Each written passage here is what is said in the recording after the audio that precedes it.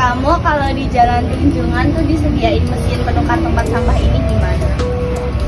Bagus sih, soalnya aku sendiri sebagai pengunjung tunjungan juga kadang suka bingung kalau habis beli makanan itu buang sampahnya kemana. Jadi aku biasanya keep dulu sampai rumah baru dibuang.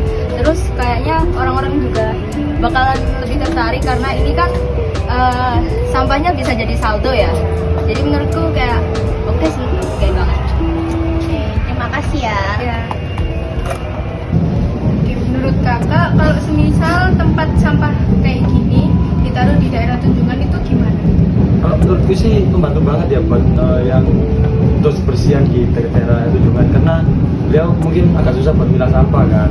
Jadi kalau ada mesin ini, para pengunjung atau mungkin yang beli-beli di UMKM sana itu bisa lebih bersih-bersih sendiri, jadi tidak menyusahkan proses kebersihan. Apalagi kalau ada saldo di sini bisa berjalan lagi kan. Oke, terima kasih. Boleh silakan teman sampah ini ditaruh di daerah tunjungan. Menurut saya kan ditaruh di ini, mau ditaruh di tunjungan. Iya. Menurut saya sih ini dari tampaknya sih menarik ya, cukup eye catching gitu kan. Mungkin bisa dilihat kayak gini nih bikin orang kayak penasaran, wah apa itu, habis itu akhirnya memasukkan sampah ke sini. Ini buat sampah kan ya? Iya, betul. Ya, akhirnya masukkan ke sampah. Mungkin nanti dikasih kayak penjelasannya ini sampah apa, sampah apa. Ini bagus sih kalau ditaruh di tunjungan, saya setuju.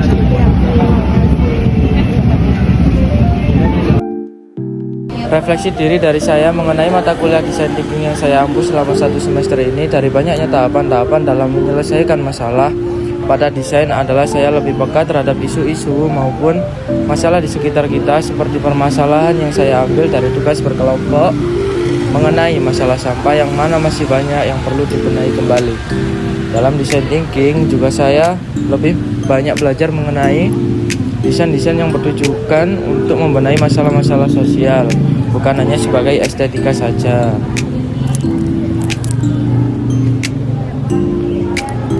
Baik, dari proyek desain thinking ini mengajarkan saya pentingnya empati dan melihat masalah dari sudut pandang orang lain. Saya belajar memahami kondisi nyata di lapangan, bukan hanya berdasarkan harapan pribadi. Kerjasama tim juga membuat saya menyadari bahwa perbedaan pendapat dapat menghasilkan solusi yang lebih baik. Dari tugas ini, saya memahami bahwa seseorang desainer tidak hanya menciptakan karya yang indah, namun juga mampu memberikan solusi bagi masalah di lingkungan sekitar.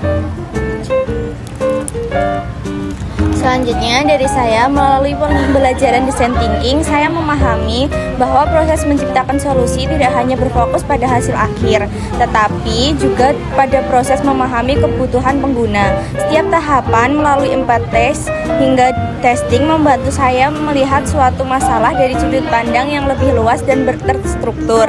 Saya juga belajar pentingnya menerima masukan, melakukan perbaikan berulang, serta menguji ide secara langsung kepada pengguna. Pengalaman ini membuat saya lebih kritis dalam mengidentifikasi masalah dan lebih terarah dalam merancang solusi yang benar-benar bermanfaat bagi masyarakat. Selanjutnya, proyek desain thinking ini mengajarkan saya bahwa dalam desain thinking kita tidak boleh berasumsi sendiri. Semua masalah di permukaan selalu memiliki akar kebiasaan dan psikologis yang jauh lebih baik, lebih dalam jika diulik lebih lanjut dan dapat menghasilkan solusi yang terbaik.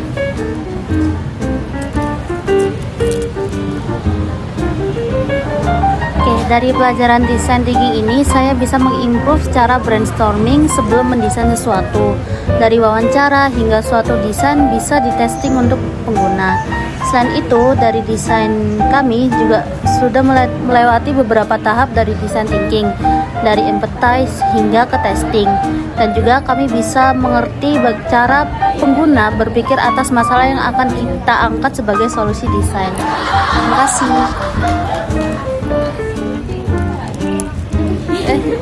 Dadah.